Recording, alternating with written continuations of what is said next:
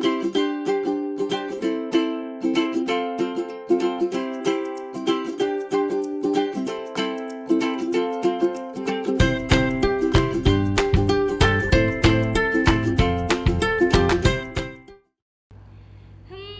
sama Ian mana ya? Udah jam segini kok belum pada datang. Oh, itu dia udah datang. Halo Ian, halo Davin. Hai Lause. Wah, kenapa nih kok nggak semangat? Iya nih Lause, aku lagi kesel sama teman-teman yang ada di sekolah Lause.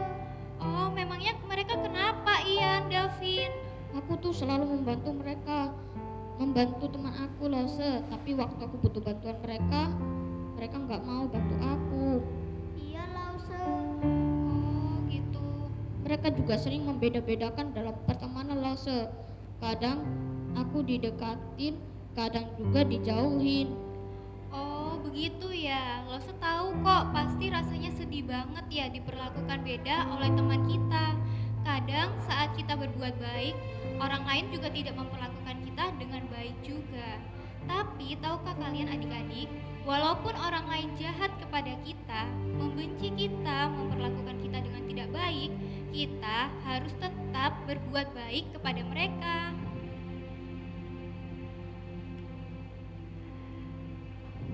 Karena firman Tuhan dalam Galatia 6 ayat 9-10 tertulis, janganlah kita jemu-jemu berbuat baik, karena apabila sudah datang waktunya, kita akan menuai jika kita tidak menjadi lemah. Karena itu, selama masih ada kesempatan bagi kita, marilah kita berbuat baik kepada semua orang, terutama kepada kawan-kawan kita yang seiman. Oh gitu ya Lause. Iya, Aku jadi mengerti sekarang kalau aku harus tetap baik kapanpun.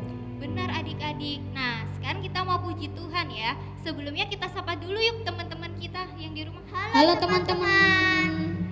Nah, Lause, sebelum kita puji Tuhan, kita doa dulu ya Lause. mari kita berdoa ya. Kita lipat tangan, kita tutup mata.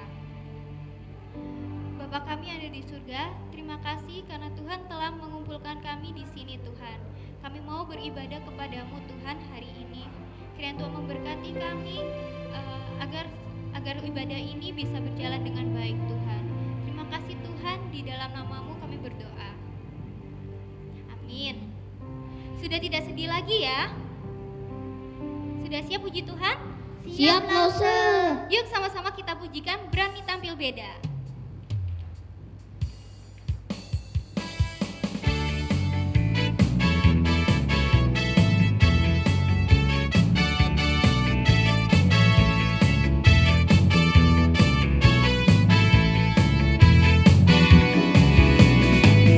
Saat iblis menggodaku, aku tolak dia dalam nama Yesus.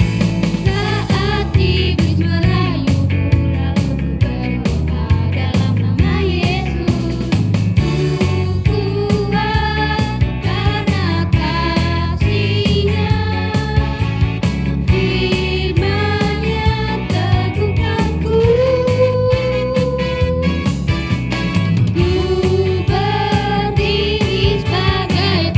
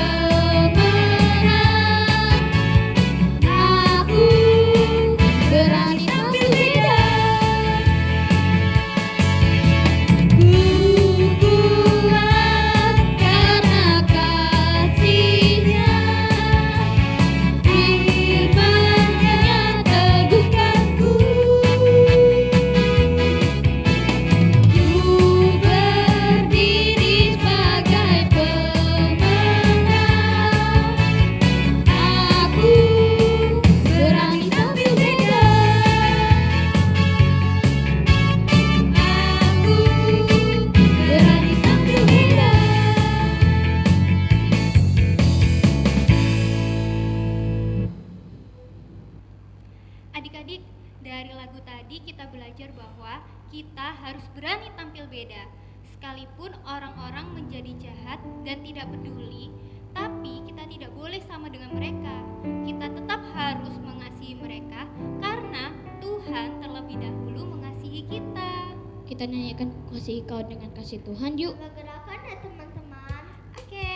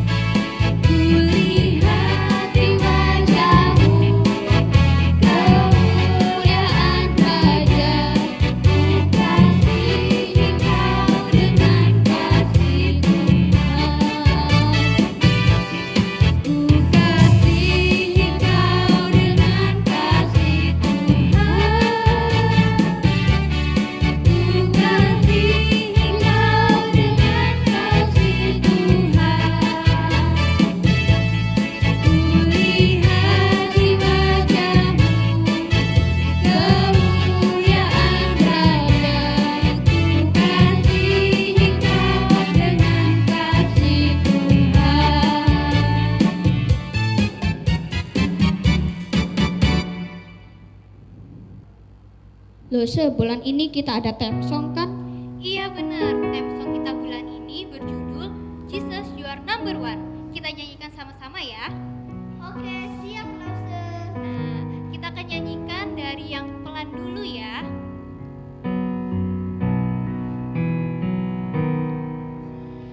Jesus, you're number one, my leader and my friend.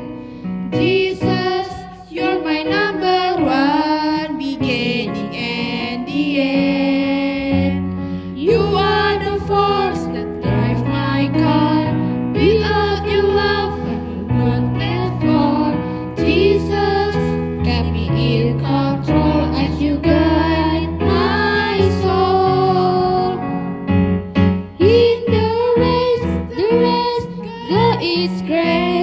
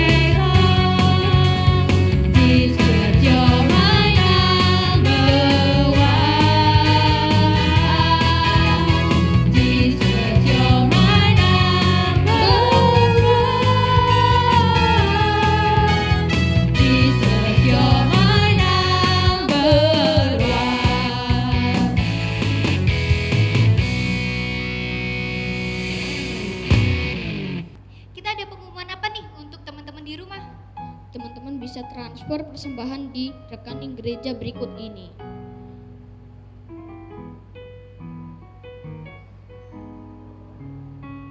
Nah, tiba saatnya untuk kita mendengarkan firman Tuhan.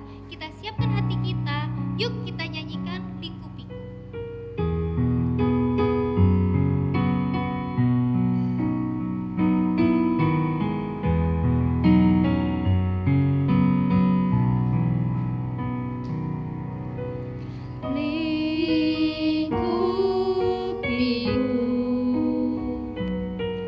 Dengan sayapmu naungiku, dengan kuasamu di saat badai bergelora, ku akan terbang bersamamu,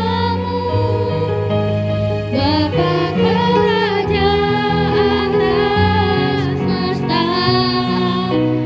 Ku tenang sebab Kau Allahku. Lingkupiku dengan sayapmu, naungiku dengan kuasamu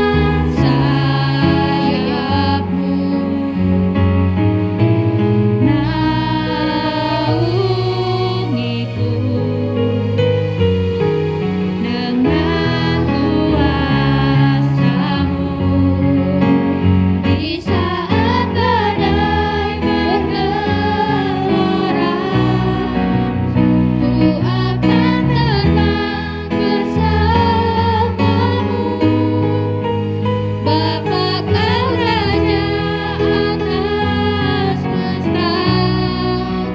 Ku tenang sebab Kau Allahku. Sampai jumpa minggu depan. Sampai jumpa minggu depan. Dadah.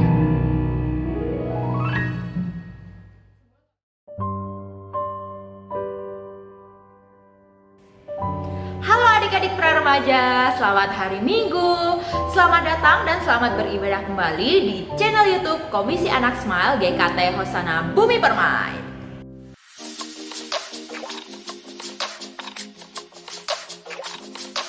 Preview.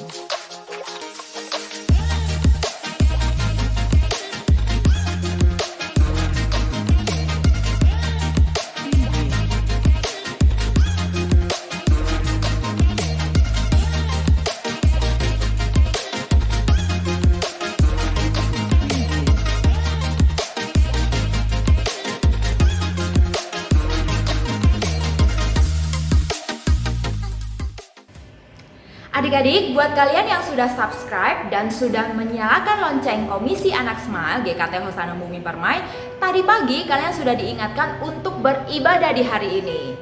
Dan Lause seneng karena hari ini kita bisa bertemu kembali dan kita akan bersama-sama untuk beribadah. Adik-adik, Lause senang karena kalian mempunyai kerinduan hati untuk taat kepada firman Tuhan, yaitu beribadah di hari Sabat. Tidak berlama-lama lagi, kita akan segera berdoa dan kita akan segera memulai mendengarkan firman Tuhan. Mari kita berdoa. Bapa di dalam surga, kami mengucap syukur karena Engkau begitu mengasihi kami. Engkau sangat sempurna menyertai hidup kami sehingga sampai saat ini kami ada, semua karena kebaikan Tuhan di dalam hidup kami. Tuhan pimpin ketika kami akan belajar firman Tuhan sehingga kami boleh mempunyai hati untuk taat dan melakukan firman Tuhan di dalam hidup kami. Tolonglah setiap kami, berkati setiap kami. Berkati waktu kami ke depan, di dalam nama Tuhan kami Yesus Kristus kami berdoa. Amin. Adik-adik, Lause sangat bersyukur untuk kemajuan teknologi yang sudah ada sampai hari ini. Karena dengan kemajuan teknologi yang ada, itu sangat memudahkan kehidupan kita dalam kita beraktivitas. Contohnya seperti kita mempunyai GPS di HP kita masing-masing. Sekalipun kita tidak tahu tempat yang akan kita tuju, tetapi melalui GPS kita jadi mengetahui gambaran harus menuju ke sana dengan jalan apa dan belok kiri atau belok kanan itu sudah memudahkan kita. Dan Lause sangat bersyukur untuk GPS ini. Adik-adik juga kan? Kita sangat senang jikalau kita diberikan petunjuk. Kita harus ke kiri apa ke kanan. Kita juga sangat bersyukur misalnya ketika kita membeli sebuah barang yang baru, seperti membeli handphone baru, kita diberikan buku petunjuk sehingga kita boleh membacanya dan kita boleh belajar dari sana cara mengoperasionalkan HP yang baru kita beli. Atau ketika kita membeli sebuah game, kita juga pengen kita bisa memfungsikan game itu dengan maksimal dengan cara membaca buku petunjuk. Adik-adik, hari ini kita mau belajar dari Kitab Perjanjian Lama tentang orang-orang yang diberikan perintah oleh Tuhan Allah agar mereka dapat hidup di masa depan dengan lebih baik. Bangsa Israel adalah bangsa yang Tuhan pilih menjadi umat kesayangannya. Tuhan membawa bangsa Israel keluar dari tanah Mesir untuk mengkhususkan mereka menjadi umat pilihannya. Dan Tuhan membedakan mereka dengan bangsa-bangsa lain. Tuhan Allah memberikan perintah khusus kepada bangsa ini. Bangsa ini memiliki perintah yang berbeda dengan bangsa-bangsa lain. Jikalau bangsa lain boleh beribadah kepada dewa-dewa mereka, tetapi bangsa Israel tidak. Bangsa Israel hanya boleh beribadah kepada Tuhan Allah saja. Bangsa Israel juga diberikan peraturan bahwa harus ingat dan kuduskan hari Sabat untuk beribadah pada Tuhan. Kemudian bangsa Israel terhadap sesamanya juga tidak boleh mencuri, berzina, bersaksi dusta, dan lain sebagainya, peraturan yang boleh kita lihat di dalam Keluaran 20. Kita melihat peraturan ini sangat berbeda dengan orang kebanyakan saat itu. Karena bangsa Israel ini adalah umat khusus yang Tuhan pilih untuk menjadi umat kesayangannya. Kalau kita melihat peraturan ini sepertinya mengikat ya bangsa Israel, tetapi ternyata tidak adik-adik. Peraturan ini justru membebaskan bangsa Israel. Dengan adanya peraturan ini, bangsa Israel boleh tetap hidup dan berkenan kepada Tuhan. Jikalau bangsa Israel hidup sesuai dengan peraturan yang ada di bangsa-bangsa lain, maka bangsa Israel justru akan meninggal. Tetapi jikalau bangsa Israel taat, justru bangsa Israel akan hidup. Berarti perintah-perintah ini suatu anugerah buat mereka yang menjaga mereka agar tetap hidup. Nah, bangsa Israel adalah bangsa yang Tuhan sudah pilih menjadi umat kesayangannya, sehingga seharusnya bangsa Israel memiliki cara pandang yang berbeda dengan umat-umat di sekitarnya. Bangsa Israel harus melihat dari perjanjian Allah dengan mereka, dan bangsa Israel harus tetap percaya dan memegang perjanjian Tuhan di dalam hidup mereka. Kita akan melihat dari Bilangan 13 bagaimana Musa mengutus 12 pengintai untuk melihat negeri Kanaan. Adik-adik masih ingat dari kisah 12 orang pengintai berapa orang yang pulang membawa kabar baik? Iya, hanya 2 orang, yaitu Yosua dan Kaleb. Mereka bisa melihat dari sudut pandang perjanjian Allah dengan bangsa Israel. Tetapi yang ke-10-nya tidak bisa melihat bahwa Tuhan sudah berjanji memberikan tanah Kanaan kepada mereka. Oleh karena itu, memang hanya Yosua dan Kaleb yang bisa masuk ke tanah perjanjian, sedangkan 10 orang yang lain tidak bisa. Mereka habis binasa di padang gurun. Adik-adik, kita melihat bahwa Tuhan ketika memberikan suatu perjanjian, Tuhan tidak main-main. Tuhan akan menepatinya. Dan kita perlu percaya kepada Tuhan dengan setiap perjanjian yang Tuhan sudah berikan kepada hidup kita. Kisah selanjutnya kita melihat dari kisah Saul dengan Daud yang terambil dari 1 Samuel 24. 1 Samuel pasal 24 ayat 1 sampai 23. Daud membiarkan Saul hidup. Daud pergi dari sana lalu tinggal di kubu-kubu gunung di En-Gedi. Ketika Saul pulang sesudah memburu orang Filistin itu, diberitahukanlah kepadanya demikian. Ketahuilah Daud ada di padang gurun En-Gedi. Kemudian Saul mengambil 3.000 orang yang terpilih dari seluruh orang Israel, lalu pergi mencari Daud dan orang-orangnya di gunung batu kambing hutan. Ia sampai ke kandang-kandang domba di tepi jalan. Di sana ada gua dan Saul masuk ke dalamnya untuk membuang hajat. Tetapi Daud dan orang-orangnya duduk di bagian belakang gua itu. Lalu berkatalah orang-orangnya kepada Daud, "Telah tiba hari yang dikatakan Tuhan kepadamu.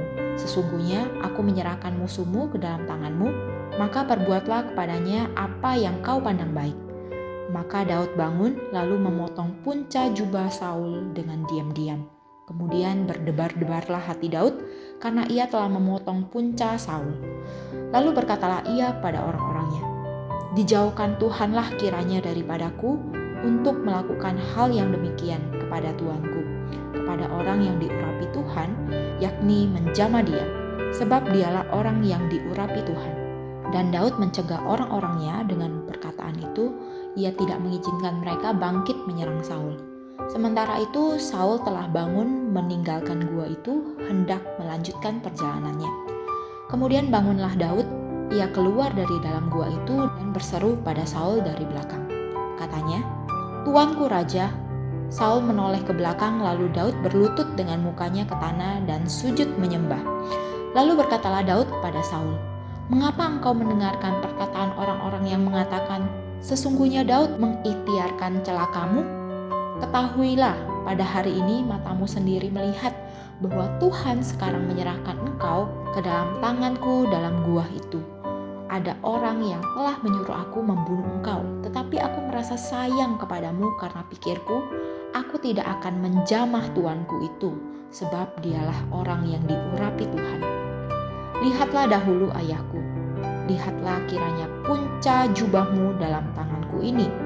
Sebab dari kenyataan bahwa aku memotong punca jubahmu dengan tidak membunuh engkau, dapatlah kau ketahui dan kau lihat bahwa tanganku bersih daripada kejahatan dan pengkhianatan, dan bahwa aku tidak berbuat dosa terhadap engkau, walaupun engkau ini mengejar-ngejar aku untuk mencabut nyawaku. Tuhan kiranya menjadi hakim di antara aku dan engkau. Tuhan kiranya membalaskan aku kepadamu, tetapi tanganku tidak akan memukul engkau. Seperti peribahasa orang tua-tua mengatakan, dari orang fasik timbul kefasikan, tetapi tanganku tidak akan memukul engkau. Terhadap siapakah Raja Israel keluar berperang? Siapakah yang kau kejar? Anjing mati?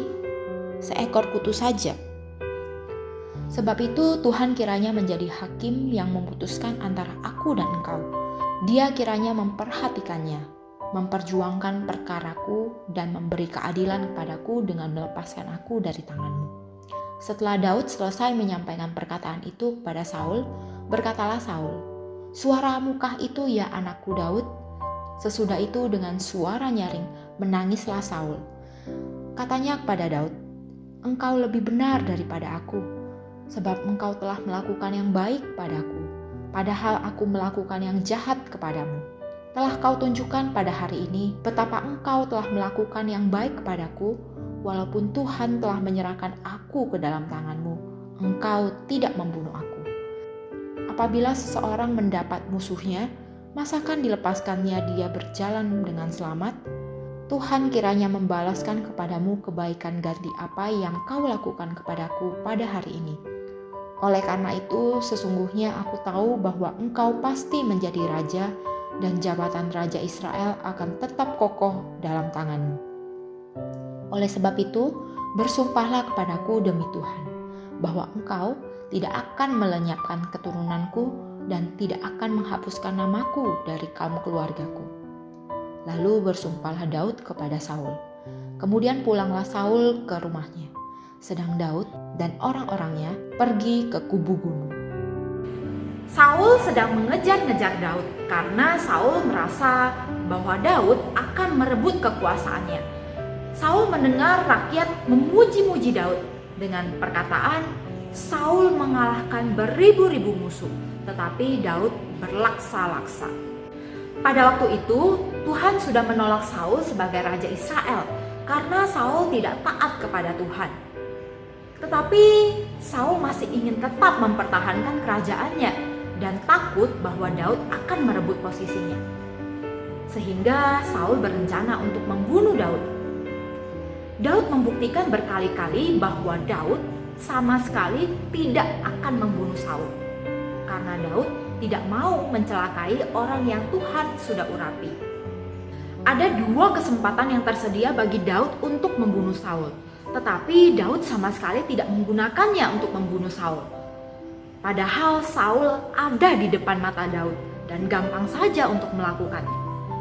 Tetapi Daud berpikir bahwa Saul adalah orang yang diurapi oleh Allah, sehingga Daud tidak membunuh Saul. Adik-adik, lewat kisah yang baru saja kita lihat, Daud dan Saul, mereka memiliki cara pandang yang berbeda. Saul melihat dari cara pandangnya sendiri, sehingga orang yang menjadi musuhnya itu harus dibunuh. Orang yang lebih hebat dari dia harus dihabiskan.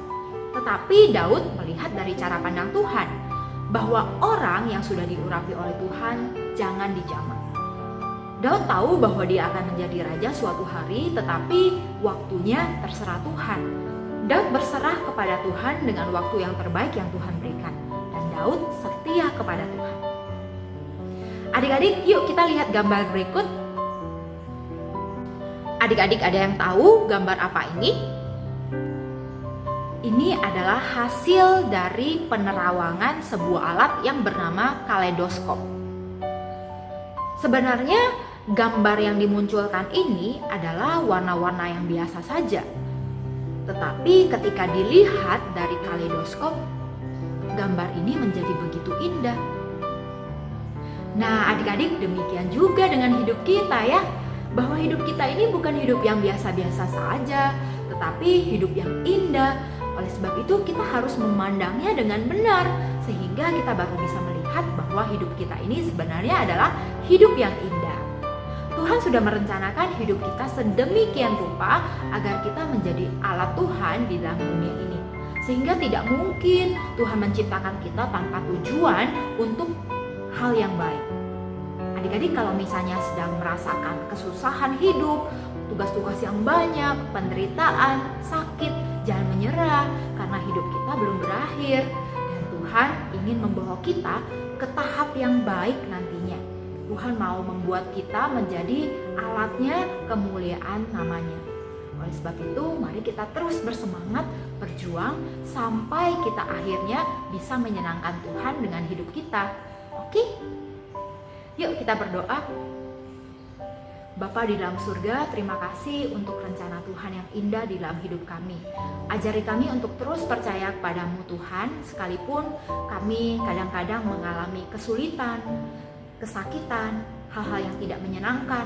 Tuhan tolong kami supaya kami boleh terus berpegang pada perintah Tuhan dan kami boleh hidup di dalam rencana Tuhan.